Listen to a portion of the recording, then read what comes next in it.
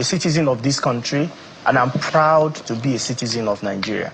So here is it. How do we lead people from poverty to prosperity?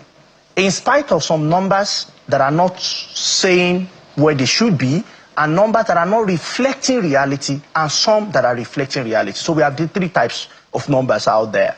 So here is it. We need to have, so the challenge we have, I can summarize it into a phrase: coordination failure. Coordination failure. It's been around for a while. What should be the first thing we should have as a nation?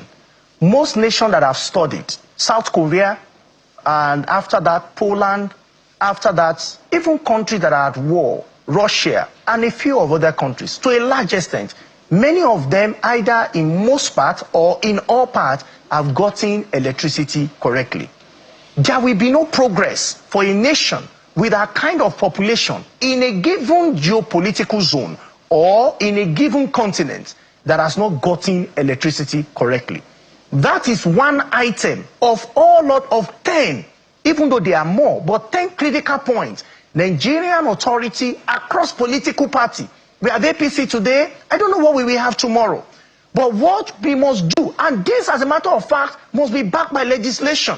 All political parties in the National Assembly, State Assembly must agree that we want to have a national development strategy. This development strategy will start forth as a plan and must be implemented.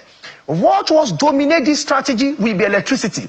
In the next 5 years, if you cannot supply electricity to the entire Nigeria, can we start it one geopolitical zone after the other? Pick one in the North Central, maybe FCT, 24 hours power supply. In Lagos, in Kano, in Imo, in name it, Port Harcourt, that's Rivers, in Taraba. Pick them one after the other. And don't pick them because, I like people from here, I don't. These people are Muslims or Christian. No. It will be, where do we already have some level of production happening?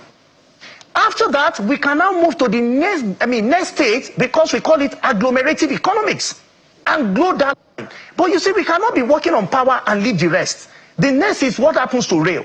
All geopolitical zones must be connected with rails, which means we are connecting our farm areas to our urban center where consumption is taking place. If we do this, we are going to reduce real unemployment. Going back to 2023 figures, that was 33.1%. We're going to slash that by not less than 25%, only in 2 years.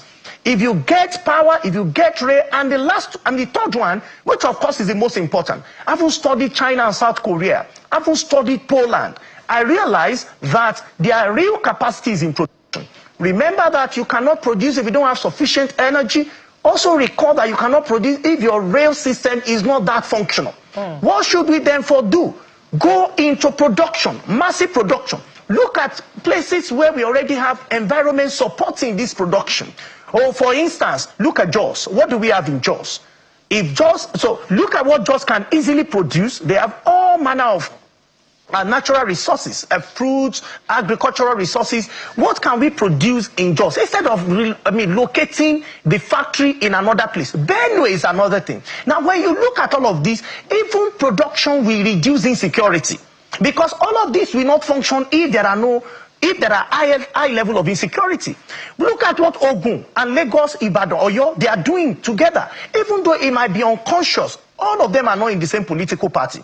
But Oyo's development, Oyo's growth, Lagos growth seems to have sandwiched Ogun. Because Ogun is growing.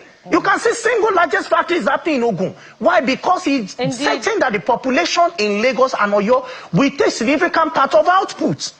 Can we repeat the same thing with sufficient energy supply, with quality road, and so on and so forth? Now, saying all of this, it will be unfair if we don't create a healthy and well-educated population. Indeed. Education and health will be two major things that will anchor this development we want to see. Therefore, it does not take 20 years to realize madness, because if you do, the question is, when are we going to practice it?